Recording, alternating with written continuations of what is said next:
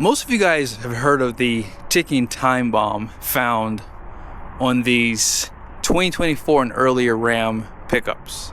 Now, that is the grid heater bolt failure. As far as I know, Ram has not released a bulletin or something fixing the issue. Now, I do know that they did replace a relay, which they believe was arcing that bolt, causing it to get weak and fail, therefore taking out cylinders number 5 and I believe number 6 too. For the 2025 plus trucks, they have gotten rid of the grid heater and now have gone to glow plugs. So here's what I'll tell you. I think one of the main reasons why they did this is simply because it did fix a major problem with the Cummins. However, glow plugs come in a set of 6. So now you replaced one problem with 5 more.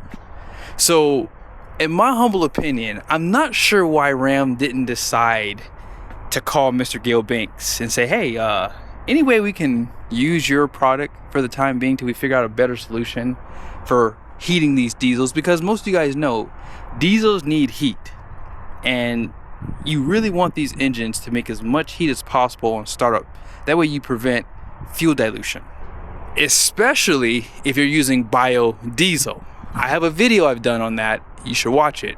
It's very, very, very important to know that the type of diesel you put in your truck can cause failures. I also believe that's probably one of the main reasons why these Cummins have been going down with cam and lifter failures, because biodiesel does have a shelf life. And if you're someone that doesn't drive your truck a lot, maybe you let your truck sit for a month or 2. Biodiesel is not good after 4 weeks. And because of the oxidation, that fuel does create acids that can cause internal failures on your engine. So why is all this important? I wanted to do another video because I saw this truck here. It does not have the Banks Monster Ram intake.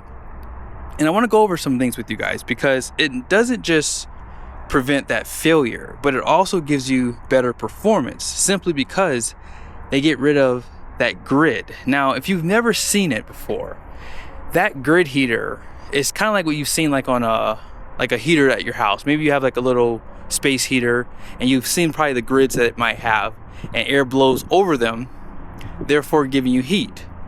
The problem with that is once the grid heater turns off, those grids stay there. And what happens is it restricts the flow that your engine has for boost. And it gets worse.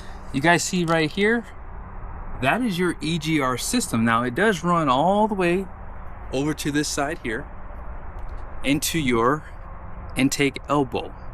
So over time, those grids are gonna accumulate with soot, therefore reducing restriction even more. That is why I think in a lot of cases, some people do notice a difference in the performance of these engines because you have that restriction built in from the factory. Now, they did fix that issue on these 2025 plus trucks. All they did was, you guessed it, took out that grid heater. Now, you have better flow, and they do dub this a performance intake manifold. Now, this engine has 10 more horsepower, and that could be in part to the removal of that grid heater and maybe the larger intake and exhaust valves. But regardless of it, Banks has a solution for these 2024 and earlier pickup trucks. So if you're someone in the market, you're not quite ready to jump over to the new truck because we don't know what failures he's going to have. We do know how to fix the failures on this engine, and there's more tuning support as well. So my humble opinion is the Monster Ram intake by Banks is a good solution, not just for reliability, but for airflow too. One thing I've learned about these manufacturers is they always leave a little bit of meat on the bone for the next project. You cannot play all your cards. It goes the same with building products in the marketplace. That's why there's version 1, version 2, version 3. Sometimes version 4 was out before version 1, but they did version 1 because they knew that they can keep people buying their product, right? That's why we have, what, 17 different iPhones? I mean, I'm just saying, they could probably just wait and just give us the absolute best iPhone possible. But why would you do that when you can keep building and producing more phones? So for those guys out there who want to bulletproof their truck, I would say this is the #1 upgrade you should do. Now, have you ever heard of air density? Well, if you haven't heard of it, I highly recommend you do some research, because if you're someone who really does work your truck, one of the nice things about the upgrades from Barbeques is the goal is to decrease how hard your engine has to work. So your Monster Ram intake, their boost tubes, and cold air intake system is going to help reduce that turbine wheel speed, or the RPMs. So when I added my cold air intake on my GMC Sierra 2500, I have noticed that my turbocharger is not working as hard.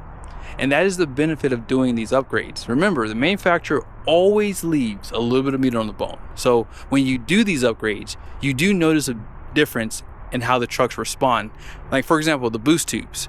You do notice with having that upgrade that the boost stays on a lot stronger, longer. And because of air density, those upgrades are going to increase that, which means it's going to help your engine work and perform better. Now, right now, I'm at 4,402 feet for my altitude. Now, DA is density altitude. That number is 6,417 feet. Now, it's saying here it's only 78 degrees outside. That's not hot at all, right? Imagine if it was 95 or 110. That density altitude can be like at 9,000 or 10,000 feet. Last year when I did my towing test, I had a few trucks overheat because of how hot it got. Now, I'll be honest with you guys.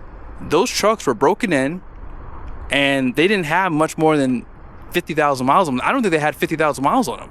And the reason why they were overheating is because they were stock engines. And as I've said, sometimes upgrades do matter.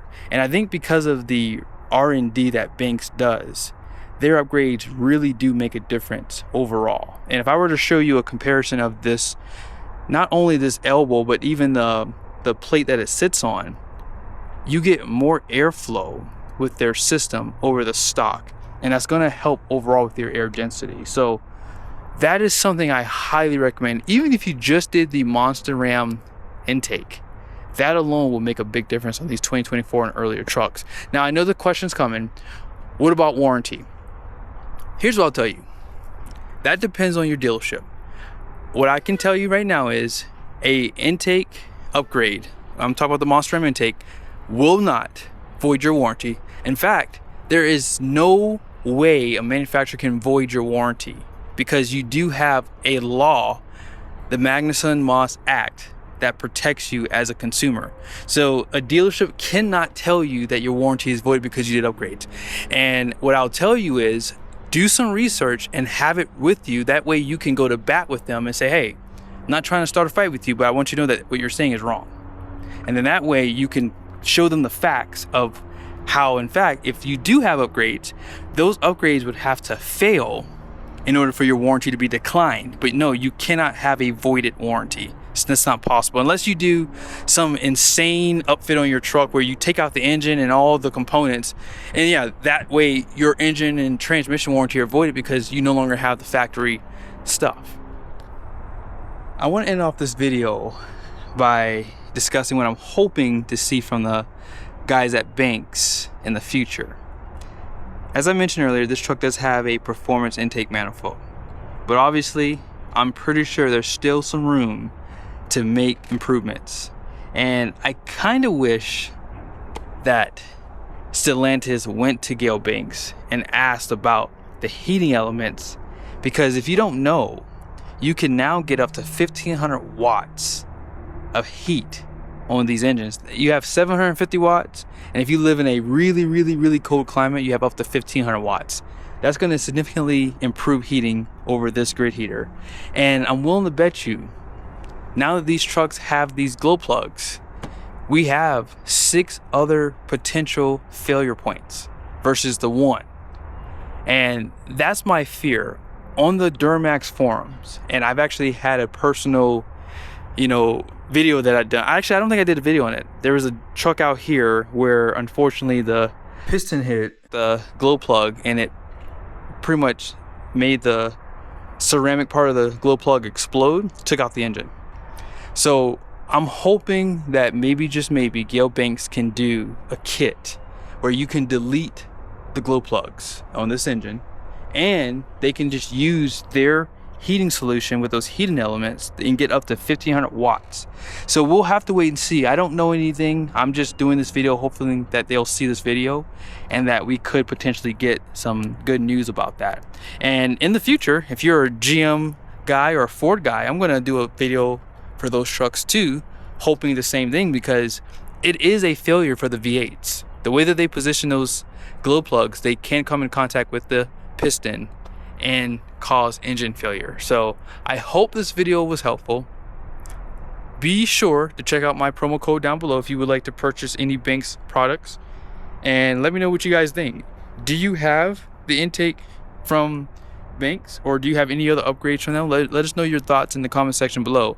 From my experience, everyone that has ever done the Monster Ram intake has had great success. I've never heard of someone having an issue with it unless it was installed improperly. Sometimes, unfortunately, when people make complaints, a lot of times it's because it was installed improperly. And my buddy, you guys know Josh at Truck Stuff, whenever he gets them installed, they're done correctly and they don't ever come back.